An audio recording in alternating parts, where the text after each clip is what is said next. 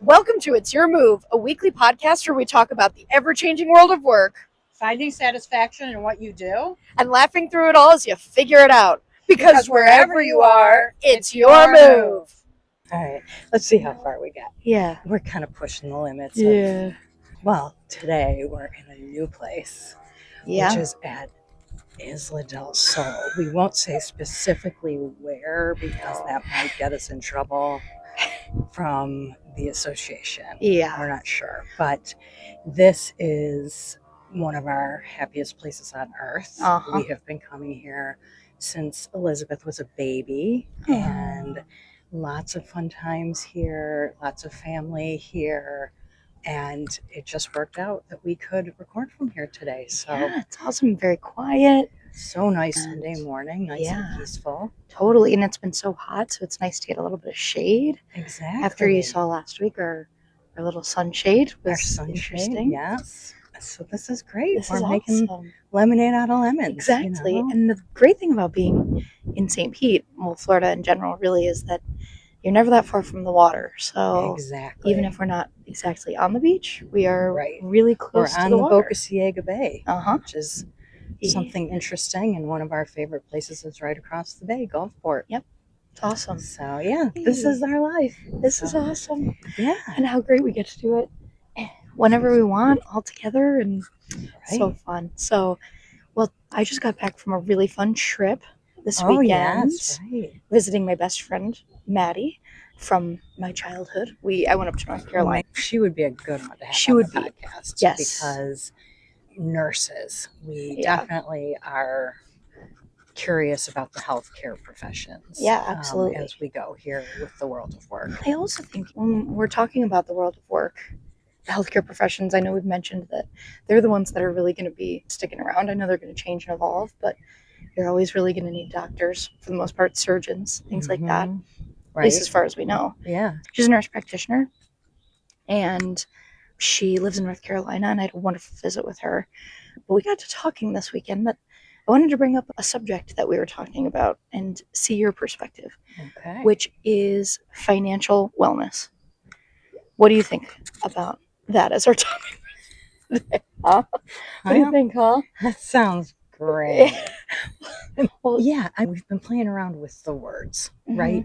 Because is it dreams? Is it funding your dreams? Is it even saying the word finance and financial is sort of like makes you a little uncomfortable, you know? I was just thinking that when we post the title that has the word finance in it or financial, people are probably not going to want to watch it, really. It's true. People are just not, it's not that they're not interested in finances. It just seems very, very confusing. And I think that it's very overwhelming for a lot of people. And we've talked a lot about how the world of work has been changing and how different it looks to us compared to when you were coming up and in your early 20s and everything.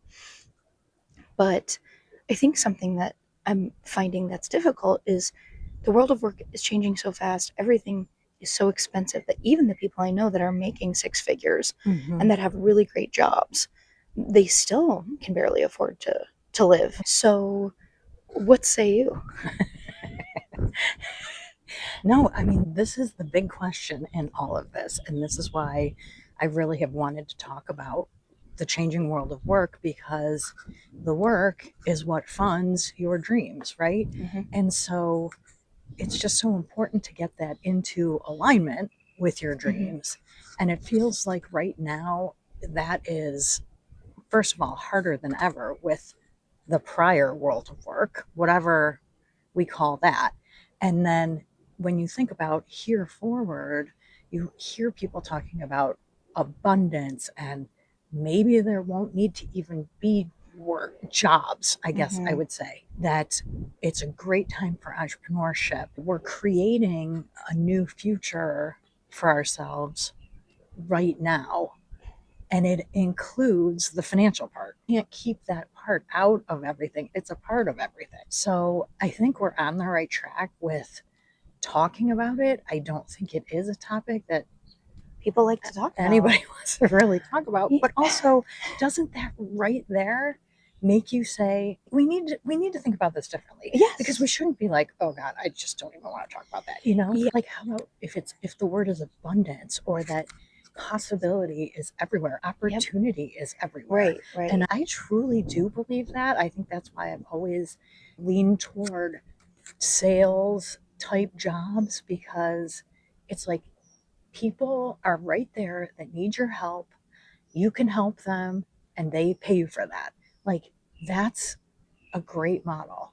But the more you get removed from that, the more you start to lose sight of what you're really doing. And it just becomes this paycheck to paycheck thing. Right. And when I think a lot of people my age, they think about, I feel that there's this choice that's happening right now of I can have a lot of money or I can have a fun life that I want. Absolutely. And so, and I was that a big mindset when you were younger? I mean, all the money experts talk about this as like what got put in our heads from our families Mm-hmm. about money. What are the stories that we heard?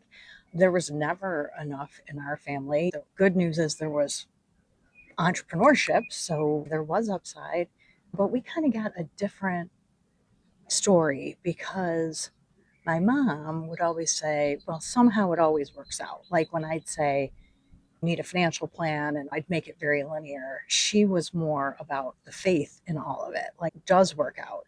I try to balance those two things. Like, it probably is going to work out, but also I need a plan. But I do think a lot of it is then we pass that on to you guys. This is all really hard, and all we want to do is have fun, and we don't want to have to work and all Right. those things. And when I talk about my financial future and I think about the kind of money that I want to have and whatever, rather than letting it stress me out recently, I've been trying to see it as something magical, like aligning it with my dreams, not aligning it in terms of stress, not thinking, oh my God, where is the money going to come from? But Mm-hmm.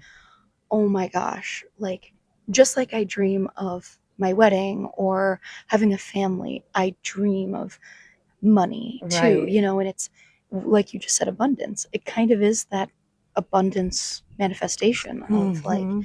this is not a scary bad thing. This is Right. a good thing. Right. But I think that so many people are afraid to talk about money. They just don't want to get into the realities of it. Everybody wants to save face and pretend like they have it all figured out and that they have Mm-hmm. all this money when really that's not the situation at all. But I Mm-hmm. think something that's hard when we think about like kind of the societal dynamic around money is that people online and people, even when you were coming up, it's like you're constantly comparing yourself to other people, right? You're Mm-hmm. looking at other Mm-hmm. people and saying, oh my gosh, they have nice things, they must have this amount of money, whatever. So rather than be countercultural and not have big weddings, big houses, things like Mm-hmm. that, people continue to do those things because they don't want to look like they're falling behind. They want to Mm-hmm. look like they're keeping up with the status quo. But all that's doing, especially right now, like, how people are saying the rich are getting richer and the poor are getting poorer. It's like, I don't know anybody who's in just like a fabulous financial situation. Mm-hmm. Like, I cannot think of one person who's like really doing well financially. And but I know a lot of people who look like they are, but Mm-hmm. nobody really is. And that's the thing is like, people think that by doing all these things, like by buying houses and whatever, like they're building their communities. But sometimes I dream about building a community on people who don't have a lot of money and Right. people who are countercultural with finances. Mm-hmm. Like I wish that more people would open up. I remember I was talking to a friend of mine one time and we were being really transparent about money, or I was like, yeah, I have X amount of debt. And my friend of mine was much older than me and she was like, oh my God, when I was your age, I would have never, ever talked about what kind of debt I was in. Like, I would have never been having these conversations with friends. Right.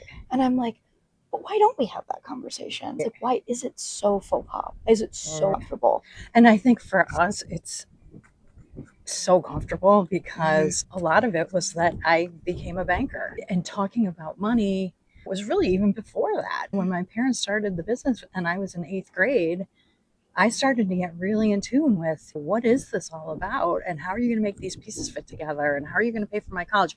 I mean, things that like most people aren't thinking about money that early. Mhm. So then I think that probably has been such a prevalent conversation in our family, Mhm. good or bad, because of being comfortable talking about money Right. and the lessons that I'm always trying to give you related to money and things Yes. like that. Well, that was something that I was so thankful for, was that I grew up with a fair amount of financial literacy. Like, I had a mom who was in the business world and knew about banking, knew about money.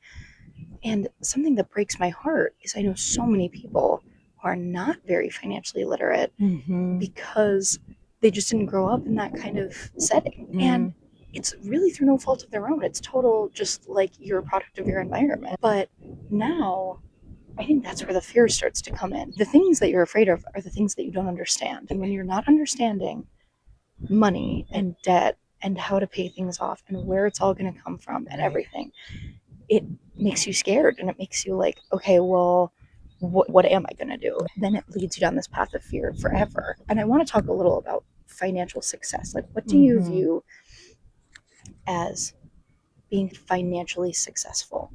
Because to me, you could be a millionaire and have a bunch of debt, and that's not financial success to me. Like, debt to me, I'm like the thing I value more than anything is freedom. And so anything that ties me down, including debt, that's something that always turns me away. So anyway, when I think about financial success, that's kind of the way that I view it. But do you view it in the same way? I think it's your own personal definition, and I think that's also where it's just an avoidance topic. It's just that you don't want to say what you're actually going toward, and that fits with the dream guides. Is the first thing you got to do is kind of declare, well, where are you going with this? And work and money are a key part of what your dreams are going to be. They're not just going to be about the stuff, Right. it's going to be how do the pieces fit together. And that's why I think understanding your own financial freedom, where you're trying to go, is so important, because it then impacts all of your other choices. And there's so many good things out there about finances, but I feel like there's a gap here somewhere that you and I are kind of talking through together to try to figure out, okay, going forward in this world of abundance and jobs changing and all this digital stuff, like, okay, how do you make money, and then how do you keep the money Right. to achieve your financial freedom? Yes, I totally agree with everything you said. And something I was thinking about when you were saying that is, people, I think, we talked a lot about our dream jobs doing this podcast, like what it looks like to have a dream job and everything. And something that I think is so hard is chasing a dream that is not financially fulfilling, like a career or a path that you are really passionate about and you love, but is not paying the bills. So I always thought about that with Disney, was like, I love Disney. Just as I dreamt about working for Disney, I also dreamt of having a lot of money to travel and to have a really fun life. And those two things were not aligning for me. And that was something that I found so frustrating, was this choice between the fun and the money. Then I had to try to figure out, okay, can I like teeter the scale a little bit, you know what I mean, to make it so that I still love my work, but I'm making a little bit more money. And even now, I'm not financially where I want to be, but I think that a lot of people are finding frustration in this new world of work. I talk to people all the time. Like, every day, I talk to kids who are like, yeah, my real dream would be to be a teacher. Love that, to be a teacher. That I love working with kids. I think I would be really great at it. I'm like, why don't you do that? They're like, well, my parents won't let me because I won't make any money. And I think people are finding that to be frustrating, because I'm talking to so many people who are caring a lot about the money, which for good reason. I'm not saying that you should pick up and chase your dreams and throw caution to the wind. What I'm truly saying is that when you think about your dreams, like your dream work, your dream job, think also about how does the salary, like, are you okay with the life that that dream work will provide you? And then as the world of work continues to change, how are you going to navigate the financial changes? Like, how do you want to structure your finance? Like, how much money do you need to have for the life that you want to build? Or do you care more about working in your fun field than you do about building for your financial future? Right. And what's the way to do both? Mm-hmm. I think you brought up such an interesting, touching on the teacher thing, is that Mick and I talk about this all the time about being a teacher. I think you'd be a great teacher, but the world is changing so much that who knows where that's going, right? Yeah. So my thing is, well, why don't you create a digital course and look at this digital stuff and get sort of interested in it? Because there's lots of ways that you can provide help to other people that don't require a job exactly, but something that you can build on your own. So I think that was part of it. And then going back to what you said about Disney, you know, it was never about the money really there. How long ago did we start doing this kind of thing, right? And building dream guides and all of those things, all the things that we've done, you could call them on the side, but that we're in anticipation that like these hourly jobs are just not going to get you there. And for Right. the most part, it kind of doesn't matter how much. There's not enough upside in these hourly jobs to really have probably the life of your dreams. Even It can be part of the recipe for sure. well, I was just saying, even in my salaried work that I do, it's Yeah, like it's not providing enough upside to right, have a life of my dreams, right, and my work requires me to have a master's degree. right. Like, and I still am like just above the poverty line, So Yeah, it's like at the end of the day, like you're saying, and this is a hot take, as they say on the internet, but like at this point, yes, it's great to have an education, and I think educated people are making the world go round, but it's like you are going to work really hard for these jobs that you're passionate about, but it's still not going to cut it no matter what. And my friends who are making six figures, like I said before, they're barely scraping by too. It feels like no matter what you do, your 9 to 5 day job is just not going to cut it. So, that being said, what would you do if you were me, entering this world of work, so confused, barely making any money, and but trying to build a good financial future? exactly what we're doing. I mean, that's why we're doing this is, I want better for you. I want better for me too. And by helping other people with this, hopefully that will work out for us too. I keep thinking about the word work. It's like, it's not work or fun, right? It's work can be fun. Parts of what you do is fun, right? And so we have to somehow kind of separate this work and negative idea, because everything that you go to create is work. So, like we say, basically, consuming is fun, but creating isn't fun. If you really think about it, because one, you're doing something, and the other one, you're just kind of sitting and watching other people do it, right? So, why not get excited about creating something and seeing where it leads? If nothing else, in my opinion, it makes you happier in your day job. And you can look at that as you're starting to build a portfolio career, as I have heard from my friend Amanda Getz, is like, think of all of these things as part of your career portfolio. You're not just one thing. And I totally agree. And I think that something that's so great about the changing world of work is that it does allow for us to build things that we love on the side. Is AI, partially going to be taking over some of our jobs?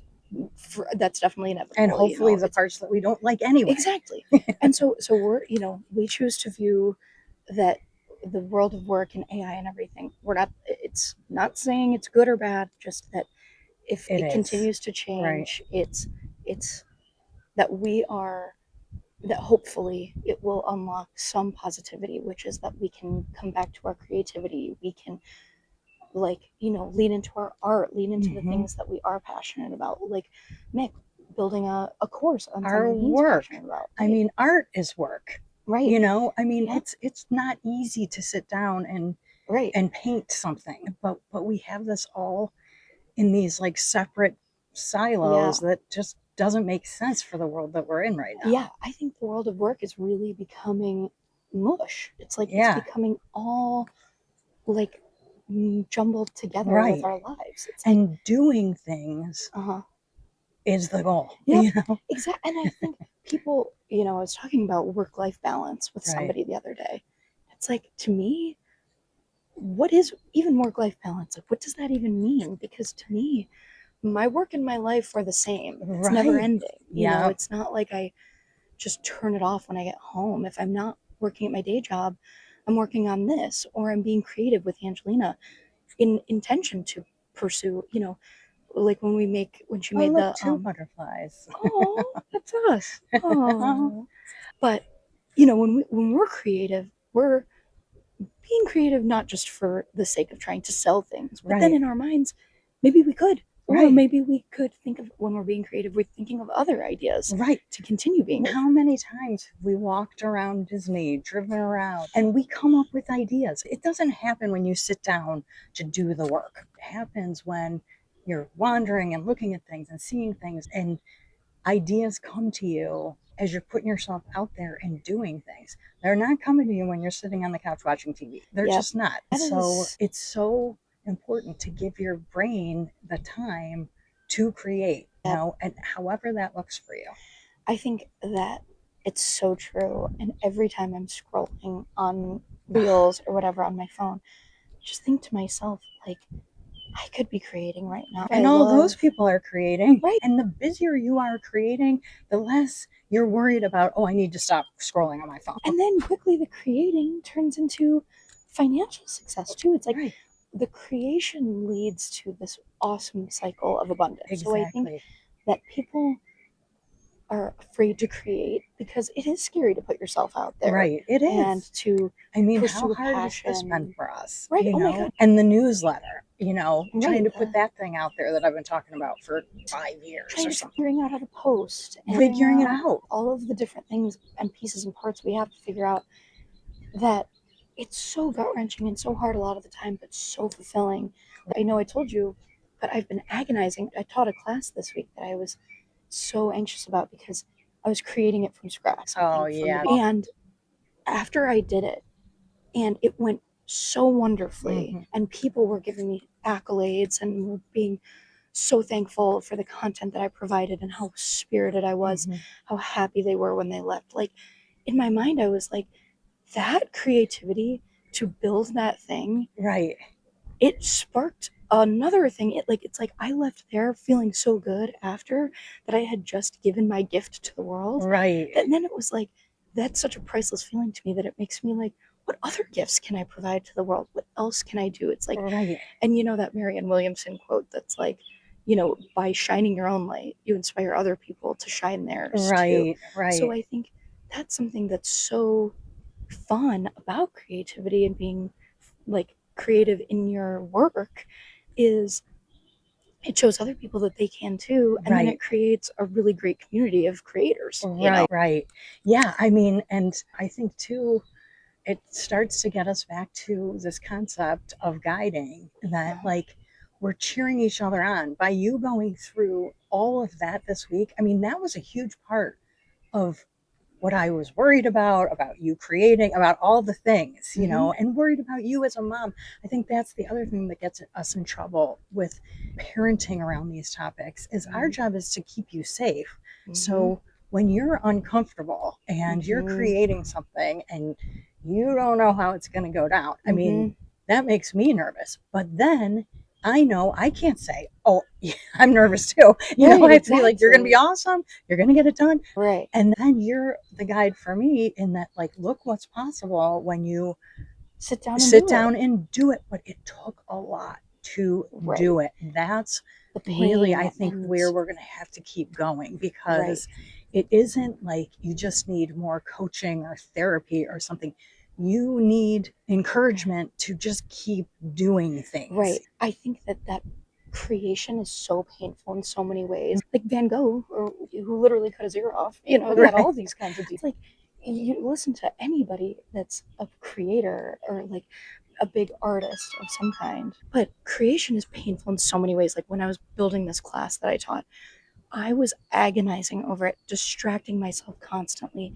I was trying to ground myself. I was looking at meditations. I mean, I was like doing everything that you could think of to basically not have to do it. Literally, I was just like, oh, actually, I can just, have somebody else do it. I can call somebody and have them do it. And I just was like, no, I can do it. I need to sit and freaking do it. And was it painful? Absolutely. And I think it goes back to the comfort culture that we've talked about times on this podcast, which is that people don't like feeling discomfort right now. And creating builds discomfort. But it's like high risk, high reward. Right. Like, I always say this about dating. Like, it's so painful to date, but the end result, if it goes well, is so worth it. You know what I mean? But putting yourself out there in any capacity is so painful. It just is.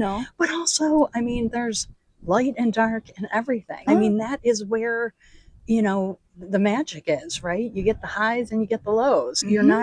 We're not going for the thing in the middle. I used to always say I'm never going to settle for a mediocre life. And that's still how I feel. Is like, I'm not just going to sit and let life happen to me. Right. I need to, like, I only have one life. And am I really just going to be an employee and be just this kind of zombie wandering through? And if I don't know, maybe there are people that's fine for them. And I don't want to be the ones judging that. I just want to say, for people like us that think, there's more going on here than that, I think it's important that we egg each other on, because it is so hard to be different than people that maybe are going down the normal path or kind of following the recipe. And again, not that there's anything wrong with that. That's just not who we are. And so we have to find other people like us and then help each other down the road. Because if we look around and compare ourselves, none of us we're all here for our own thing. So that's not going to work no matter what it is. But certainly culturally, we're looking at it in a different way and trying to make it up as we go. Yeah, and exactly. Like, you can't look at what other people are doing, because ultimately it's your move. It is your move. Yeah. And it's so easy to just say this all the time. It would just be so easy to have it be somebody else's move. Just follow, just and watch as a the mom, reels. I love when you're in the cozy bed. I'm just like, I know where she is. She's safe. She's not uncomfortable. Yep. But that's not a good plan. I know. That's the thing, is like, when I'm creating something really difficult, it literally feels like I'm steering a ship, or like I'm driving down like a really rocky road that the visibility is bad. And I'm like, I can't see where I'm going. I don't know what I'm doing. And then I get to the destination and it's like, oh, exactly. It's like so beautiful. Which was always my metaphor for the drive, because it was going from Cleveland in the winter to Florida in the perfect weather. Now that's what got me thinking about these things as a road, because you get to Florida and you're like, oh, this is the Lord. Which, right now it's hot. pretty nice in Cleveland. There's trade-offs everywhere. It was in the 90s. Like, it was almost hotter than here. So anyway, trade-offs to all of it. Trade-offs. Well, should we wrap it up for today? Yeah. So this was a great episode. Once again, I'm listening to some of the other podcasters that say, if you could subscribe, if you could share this, if you find it valuable, contact us if you've got ideas of what we could be doing. Also, our newsletter, Navigation Notes, comes out on Wednesdays, so you can subscribe to that. That's where we're just kind of checking in with each other on midweek. Where are we on the road? And, what do we still have ahead of us? So, and help you to stay on track in the middle of the week when you're maybe not feeling 100%. Right. Because it's by Wednesday night, you're kind of tired. So anyway, well, thank you for joining us. And thank you for doing this. It was a wonderful way to create something on a Sunday morning. And even though it's hard, don't you feel good now? I do. Me too. Yay. All right. Okay, see you next week. Bye. Wow, what a great podcast. Thanks everyone for tuning in. Join us next week. We're going to talk more about the ever-changing world of work because wherever you are, it's your move.